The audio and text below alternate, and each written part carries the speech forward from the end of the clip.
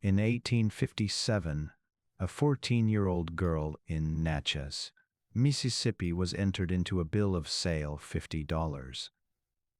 The transaction took less than 10 minutes. The man who sold her owed that amount from a card game he had lost 3 nights earlier. He signed the paper, pocketed the cash, and returned to his house for supper.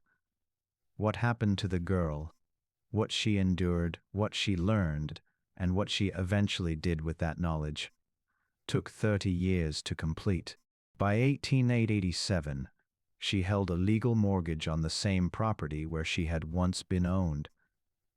She did not burn it. She did not forgive it. She filed the paperwork and waited. If you believe that justice and legality are the same thing, this story will complicate that belief. Subscribe and stay until the end, because the final document, in this case, a question that no court ever answered. Now let's return to where it began. The bill of sale was written in brown ink on cotton fiber paper. It listed the subject as male, approximately 14 years, sound in body, domestic trained. The buyer was a man named Harlan Pruitt, who operated a secondary plantation 6 miles south of Natchez along the river road. The seller was Edmund Beauchamp, who had inherited both the land and its people from his father in 1849. The transaction was witnessed by a clerk from the county office, who initialed the bottom margin and left without speaking to anyone in the yard. Lena was standing near the kitchen house when the clerk arrived. She had been told to wait there by the house manager, an enslaved woman named who had run the domestic operations of Beauchamp's household for 11 years. Cora did not explain why Lena should wait. She handed her a basket of dried beans and told her to sort them by size. Lena sorted beans for approximately 40 minutes while the men completed their business inside. When she was called to the front of the house, the paper had already been signed. No one asked her a question. No one explained the document. She was directed to a wagon, and the wagon left. Harlan Pruitt's property was smaller than Beauchamp's and less formally organized. He ran a mixed operation, some cotton, some corn, a small timber operation along the back acreage. He employed an overseer named Dalt Cruz, who kept a written log of daily labor assignments. The log was divided into columns: name, towers, infractions, and notes. Lena's name appeared in that log for the first time on a Tuesday in March 1857, assigned to domestic duties in the main house. The notation beside her name read, "New, observe." Cruz used that phrase for all recently acquired workers during the first 2 weeks. It meant he would be watching for behavioral patterns before assigning permanent tasks.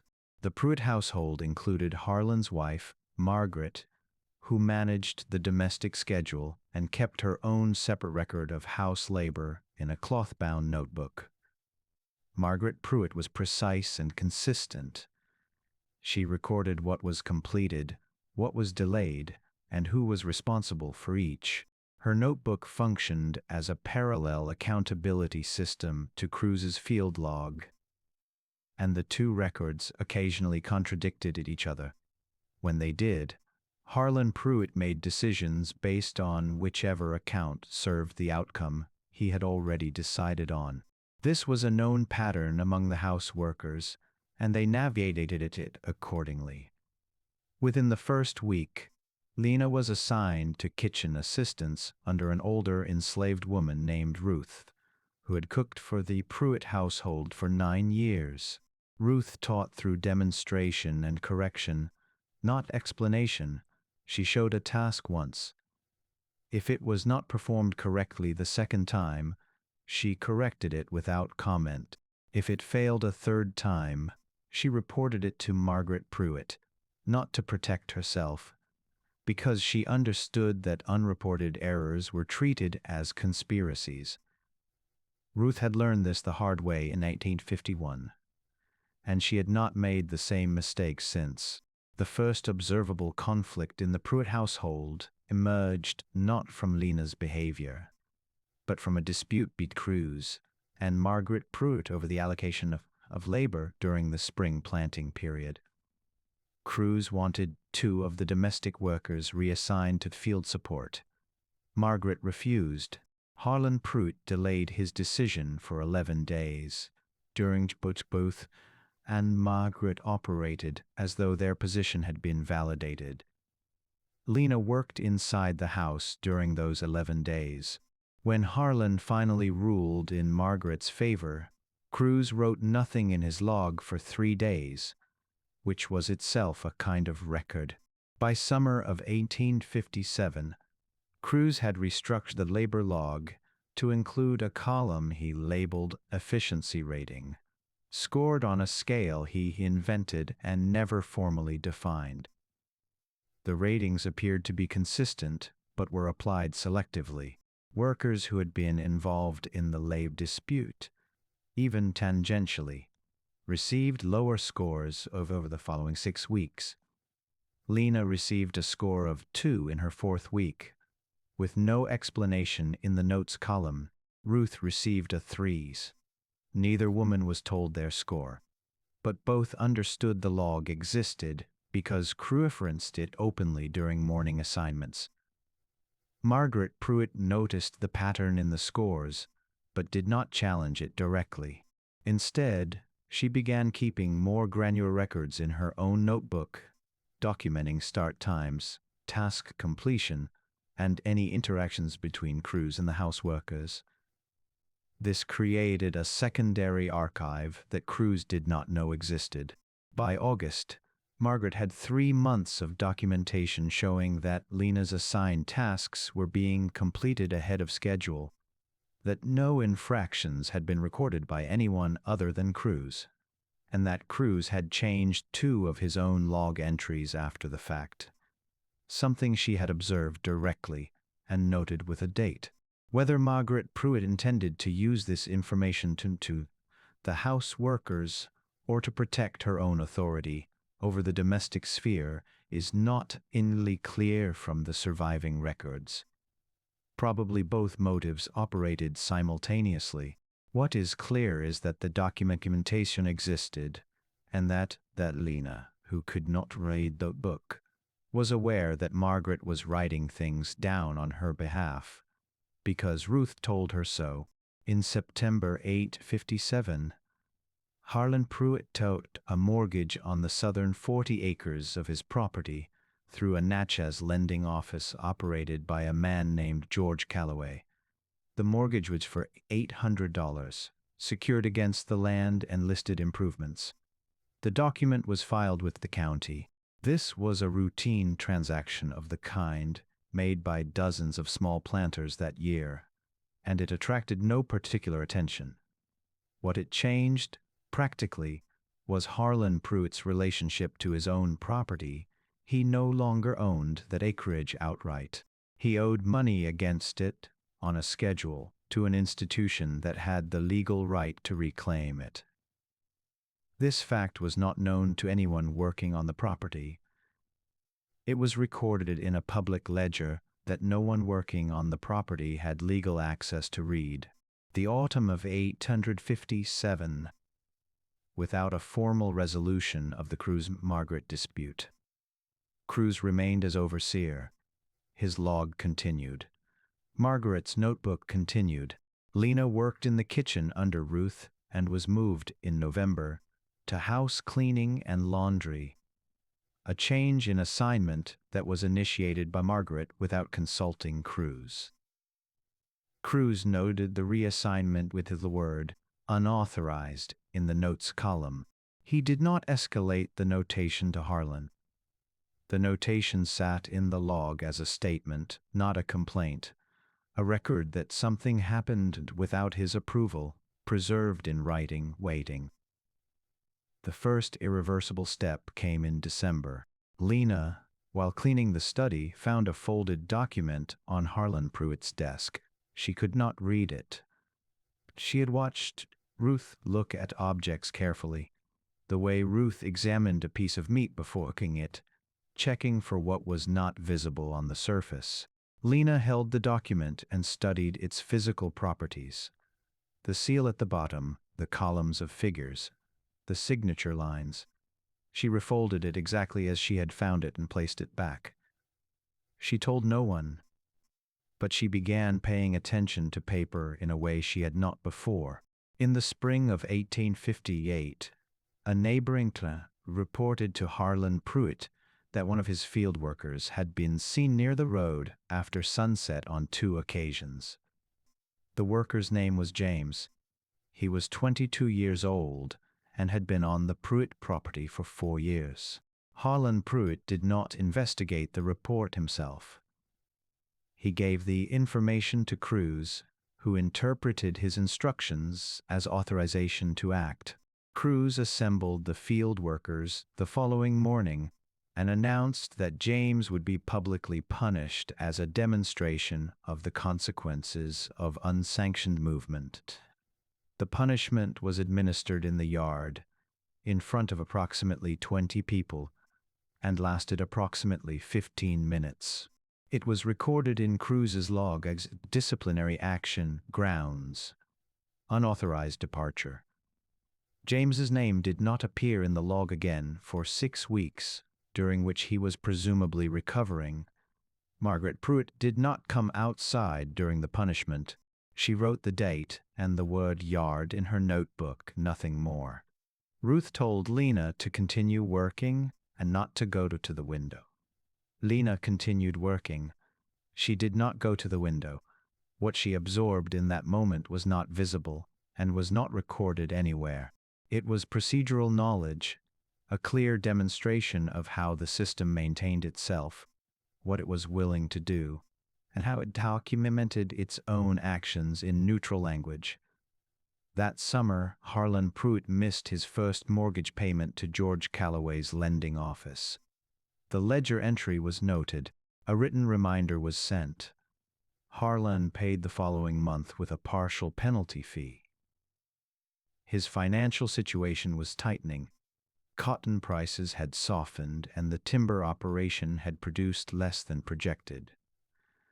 None of this was visible on the surface of daily life on the property. Cruz kept his log. Margaret kept her notebook. Ruth cooked. Lena cleaned and washed and carried water and learned, without being taught, to read numbers. The non-reversible decision came in late 1858. Lena had, over the course of a year, identified the pattern of Harlan Pruitt's financial documents, which drawer they were kept in, which ones were revisited often, which ones were sealed.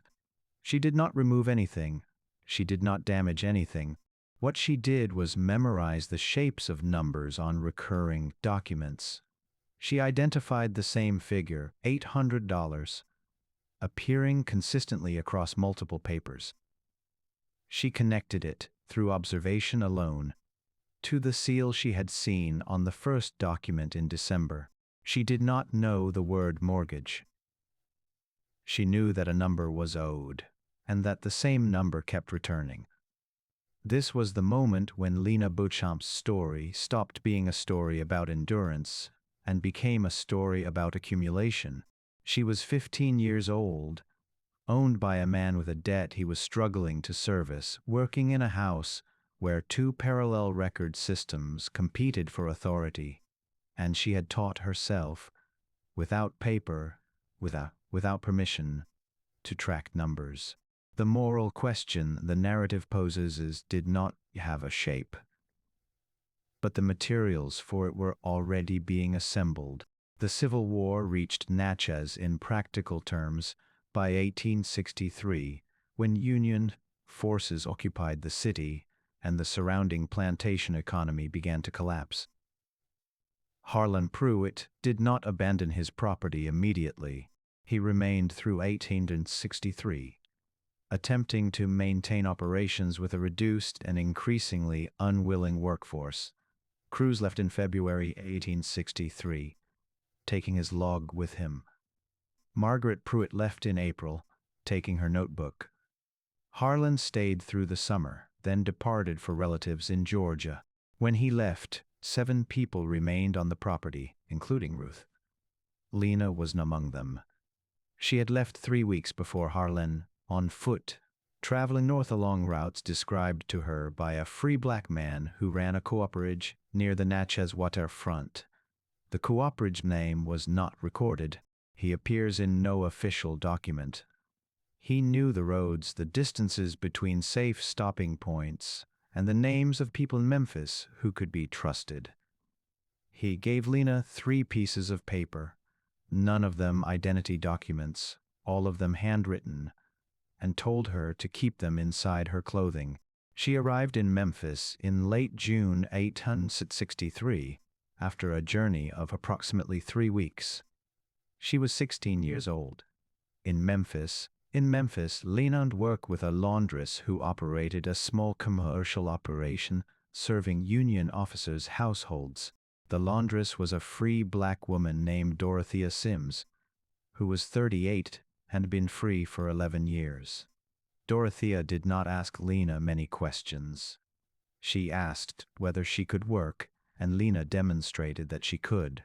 Dorothea taught her to keep a receipt book, a simple ledger of transactions, amounts owed, amounts paid, outstanding balances. Lena learned to read and write in this context, practically, through the vocabulary of commercial exchange.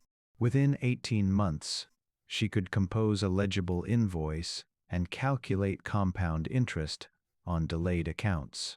By 1865, with the war ended and emancipation formalized, Lena Beauchamp. She had taken the surname from Mend Beauchamp, not in tribute but in documentation, a name that could be traced and verified. Moved to Chicago. She was 18. She carried Dorothea's methods with her and applied them to a small second-hand goods operation she ran out of a rented room on the South Side. The operation became, by 1870, a licensed pawnbroker's business. She kept meticulous records.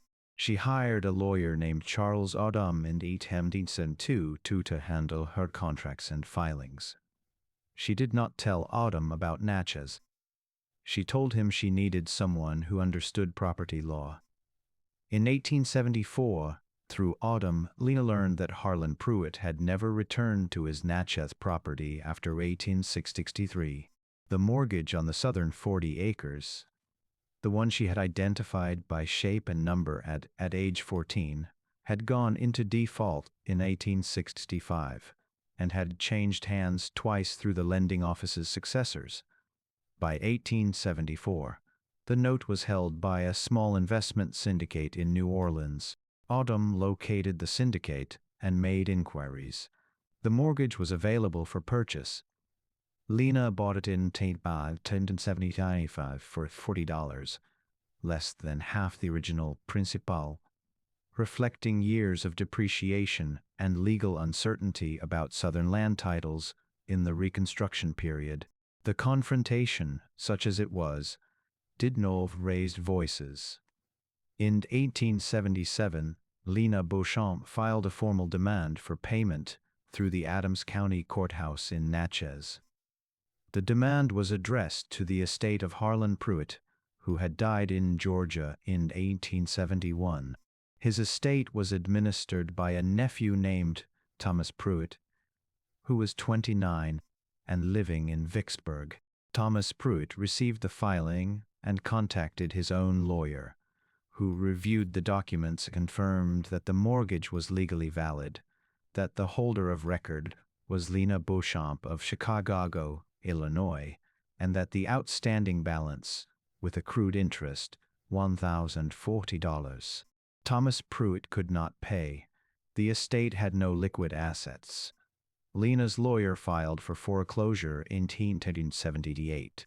The process moved through the court system over the following 18 months. In March 1880, the southern 40 acres of the former Pruitt property were legally transferred to Lena Beauchamp. She did not travel to Natchez for the transfer. Odom attended on her behalf and signed the final documents. She received a copy of the deed by mail. She filed it in a cabinet in her Chicago office, behind the receipt books. The deed transfer was recorded in the Adams County property ledger on March 15, 1880. The entry listed the new owner as L. Beauchamp, Chicago, Ill. No other identifying information was included, as was standard. The county clerk who made the entry did not know L. Beauchamp was. No local newspaper covered the transaction. Property changed hands routinely in the Reconstruction South, and a foreclosure on a dormant estate was not considered notable. Lena sold the land at 1883 to Itua Timber Company for $20. She used the proceeds to expand her Chicago business, adding a second location on the north side. Charles Odom remained her attorney until his retirement in 1891. He later wrote in a private letter to a colleague. The letter is held in a Chicago historical archive. That Lena Beauchamp was the most methodical client he had ever represented, and that she had understood the details of every transaction more thoroughly than most trained businessmen he had encountered. Ruth, the cook from Witt household, remained in Natchez after the war. She appears in the 1870 census as a domestic worker, age approximately 55, living in the city. She died sometime before the 1880 census. There is no record of contact between Ruth and Lena after 1857. Whether Lena attempted to find her is not documented. James, who had been punished in the yard in 1858, appears in an 1866 Freedmen's Bureau record in Natchez, registering a labor contract. His surname is listed as Webb. He is described as a field laborer, age approximately 30. He does not appear in subsequent records. Dalt Cruz, the overseer, died in 1869 in Arkansas. His log, if it survived, has not been located. Margaret Pruitt's notebook has not been located either. Edmund Beauchamp, who had signed the original bill of sale in 1857, lost his own property during the war and died at 71 in reduced circumstances in New Orleans. His estate was valued at less than $200. No one filed a mortgage claim against it. Lena Beauchamp operated her pawnbroker business in Chicago until 1895, when she retired. The 1900 census lists her as 60 years old, widowed. She had married in 1885. Her husband, a carpenter named Samuel Grant, died in 1892, and listed her occupation as hired merchant. She died in 1907.